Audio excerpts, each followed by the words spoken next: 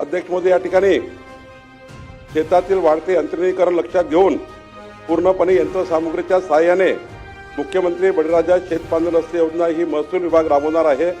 राज्यातील शेतकऱ्यांना शेतातील पीक पेरणी, आंतरमशागत, कापणी तसेच शेतमाल बाजारपेठेत पोहोचवण्यासाठी बारमाही मजबूत रस्ते उपलब्ध करणे हे मुख्यमंत्री बळीराजा शेतपांढर रस्त्याचे उद्दिष्ट आहे। या योजनेअंतर्गत गाव नकाशावर दर्शवलेल्या रस्त्यावरील अतिक्रमणे त्वरित हटवण्यात येणार आहे। रस्त्याच्या मजबूतीकरणासाठी लागणाऱ्या गाळ, माती, मुरुम, दगड याकरता कोणतेही स्वामित्व धन आम्ही घेणार नाही, रॉयल्टी माफ केलेली आहे। शेतपांढर रस्त्यासाठी लागणारी तातडीची मोजणी आणि पोलीस बंदोबस्त हा माफ करण्यात आलेला आहे। पोलीस बंदोबस्त मोफत आणि मोजणी सुद्धा मोफत या ठिकाणी करण्यात येणार आहे। या योजनेसाठी स्वतंत्र लेखाशीर्ष महसूल खातं उघडणार आहे।